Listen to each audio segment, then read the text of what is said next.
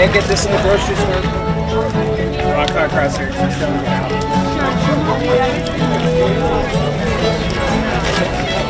Hi, Paul here. I am at one of our local Southern Ontario markets, one of many. And I'm excited because today I'm buying my loorings, and a little later I'm going to show you me putting them together, doing some canning. So let's go buy some. Good morning. Hello. Really good. While I buy the pieces. Bye-bye. And here we are, from the market to the kitchen. Okay, well, maybe not right from the market to the kitchen. There's an intermediate step, and I'm going to show you what that is. We have to lay these out for about a day and a half. Here we go. And I found a little spot in the back room here. Now the next step is to lay newspaper down, and we are going to lay all the peaches on top of the newspaper. Notice where the stem is. Rest them on that end. They don't tip over. And make sure they're roughly about a ½ inch apart so they don't bruise. They will if they touch. And what I'll do is go ahead and line them all up now. There are about 2,000 varieties of peach, but they are generally classified as either clingstone or freestone, depending on how the flesh adheres, or yellow fleshed or white flesh. So choose the ones that are completely unblemished. I got 42 peaches out of 4 baskets this size. Out of all of these, only 2 had bruises, so I'll set those aside and have them a little later. Now, to complete this next stage, what we do is cover all the peaches up with the newspaper sheets all the way around so they can sit in darkness and ripen up overnight. We'll check them in the morning, tomorrow afternoon, see how they do. The next day they look really good. I moved them all to the kitchen close hand, and they have little brown spots on them, so they're ready to go. Let's look at the tools we need. First, a canning pot. You can also use a pressure cooker. We'll need a pot for juice, another pot for the lids, a ladle, and a neat little trick, a magnet for lids. I'll show you how that works a little later. Place all the snap lids and the screw lids into a pot for boiling, and use new snap lids for a guaranteed seal. I save the screw tops year after year. Now for the juice. Old recipes called for sugar and water. I like to use an organic fruit juice. This year I'm using a peach and mango. Put the top on, get that good and hot.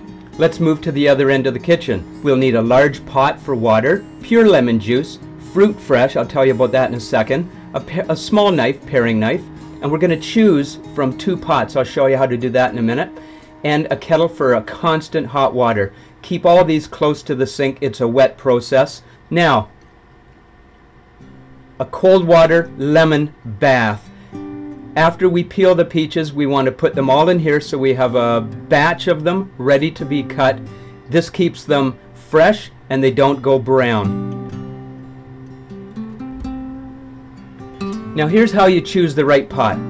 Put 5 or 6 peaches into a pot. I'm using the smaller one for a test here. Pour hot boiling water over top of them.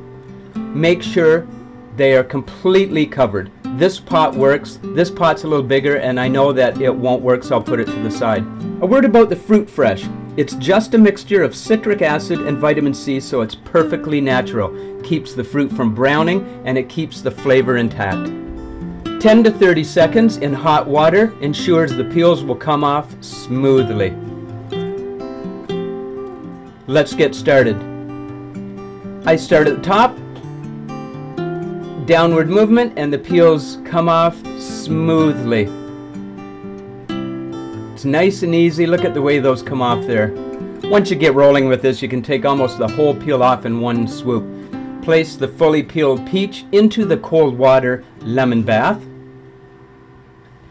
and move on, peeling the rest of the 5 or 6 peaches from the hot water bath. While we're waiting for those to get peeled, a word about how long these preserves will last. They have a shelf life of 12 to 18 months, and aside from storing in a cool, dark place, require no special attention. And clean as you go. You'll be glad you did, because the water in the peels build up after a time, so it makes it nice and neat. After the peaches are in the bath, start the next batch. Pour hot water over the top of them, fill the kettle, click it for the batch after that. Now back to the cold water lemon bath. Take your first peach, use the paring knife, cut right down to the pit and give it just a little twist. The slices will pop right off. I use a canning funnel to easily insert them into the jar after the whole peach is done. Now notice, 1 pit per jar. Put the pit into the jar, sink it down to the very bottom, give the jar a little shake, and continue with the rest of the peaches from the cold bath. Filling the entire jar, give it a shake as you go. You can use a rubber spatula, a knife, just get them packed down into the jar. Don't force them. Fill the jar right to the neck. And again, clean as you go. You'll be glad you did. Now to continue the process, the next step is taking the jar of peaches and the fruit fresh. Use 1/4 teaspoon for each jar. Don't worry about getting it down mixed in there. That'll happen when you put the juice in. Now, using the funnel to keep things neat, I put the organic peach mango juice, in this case, into the jar. Sometimes again give it a little shake to get the air bubbles out. Use a little rubber spatula, the knife, anything to get the bubbles up. I top it off just up to the neck. Put the top back on to keep that juice warm. Now we go for the lids. Here's where the magnet comes in. Plucking them right out of the hot water so the hands don't touch the hot water. Easy as pie. Put the lids on. Just snug, don't do it tightly. And there we go. Remember, 1 pit per jar. So, back to the hot water. Taking the peaches out. Now look at that. They've been sitting there for about a minute. And the peels come off so nice and neat. Isn't that great? Again, put them into the cold water lemon bath so they don't get brown while you're peeling all the rest of the peaches. Finish peeling all of the peaches and start cutting. Remember, 1 pit per jar.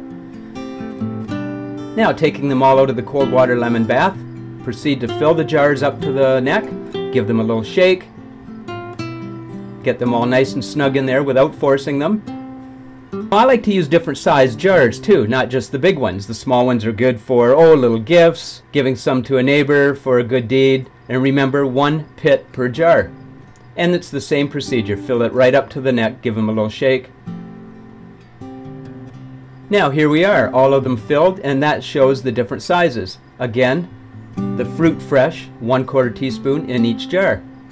Proceed to fill all of the jars up. I'm using a clear liquid for my mother-in-law and our peach mango juice for ourselves. Continue with the peeling, the cutting, and fill the jars. Now I have a bunch of them ready for the canning pot.